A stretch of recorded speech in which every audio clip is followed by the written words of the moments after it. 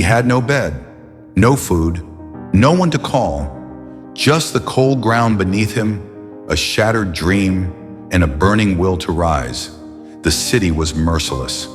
Rain pelted the cracked pavement where Arjun sat, his thin jacket soaked, his stomach hollow. At 29, he had lost everything.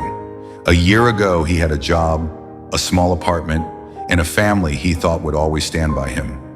But a sudden layoff spiraled into unpaid bills, eviction, and silence from those he loved.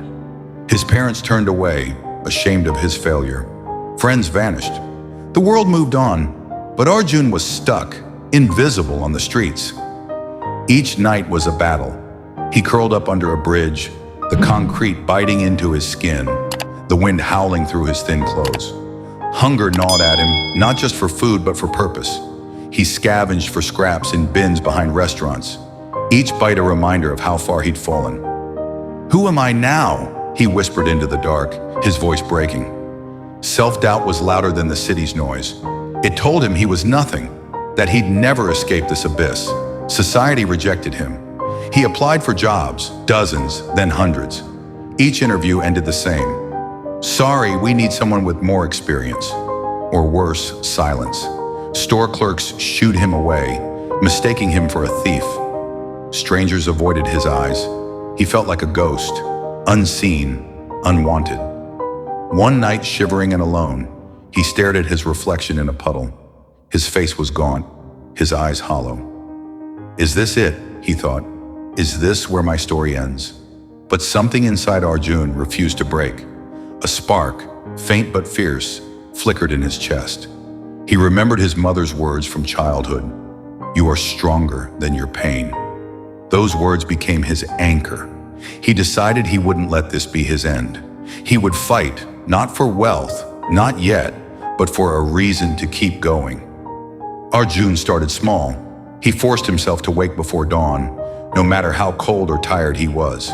He walked miles to a public library, its warmth a brief refuge. There, he read books on business, coding, anything free. His hands shook from hunger, but his mind was starving for more. He scribbled notes on napkins, ideas for a future he couldn't yet see. "One step," he told himself, "just one step today." He took odd jobs, cleaning dishes, sweeping floors, carrying boxes. Each coin felt like a victory. He saved every penny, eating only what he needed to survive. At night under the bridge, he'd count his savings. $2, then $10, then a $50. It wasn't much, but it was proof he could build something from nothing. He bought a second-hand phone, its screen cracked but functional. With it, he watched free online courses, learning skills he never had time for before. Coding, marketing, design. Each lesson was a brick in the foundation he was laying. Rejection still stung. Employers turned him away. People judged his worn clothes, his unwashed hair. But Arjun learned to let their words slide off him. "They don't see my fight," he thought. "But I do." He started offering small services, fixing websites for local shops, designing flyers for street vendors. He charged little, but each job built his confidence. One shop owner, a kind woman named Mira, saw his hunger, not for food, but for a chance. She gave him a steady gig updating her store's website. "You're more than your past," she said. Those words lit a fire in him. Arjun's turning point came unexpectedly. One night, scrolling on his phone, he found a local startup competition. The prize, $5,000 to start a business. He had no suit, no office, no credentials. But he had an idea, a platform to connect small businesses with affordable digital tools. He spent weeks under that bridge, writing his pitch on borrowed paper, practicing in the dark. His voice shook, but his heart was steady. The day of the competition, he walked in, his shoes worn thin, his shirt ironed at a laundromat.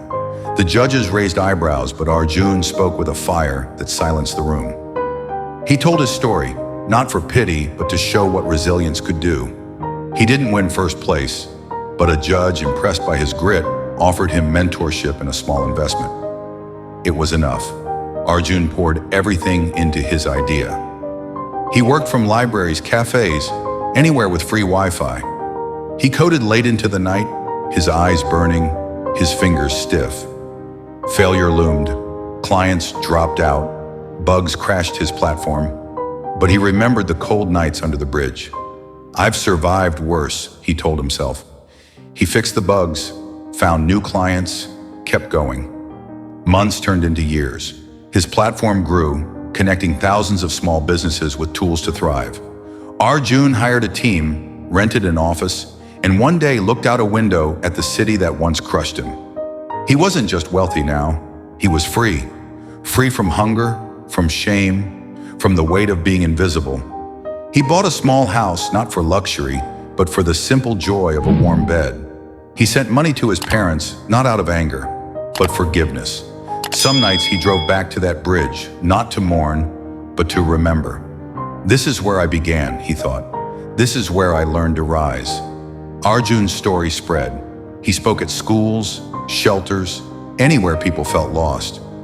"I was you," he'd say. "I had nothing. But you don't need things to start, you need will." He started a program to teach skills to the homeless, giving them the tools he once wished for. His wealth wasn't just money, it was the lives he changed, the hope he sparked. Rock bottom isn't the end, it's the foundation. What you build from there is what defines you. Arjun's story isn't about money, it's about the fire inside that refuses to die. No matter how dark your nights, how heavy your doubts, you have that fire too. Find it, feed it, rise.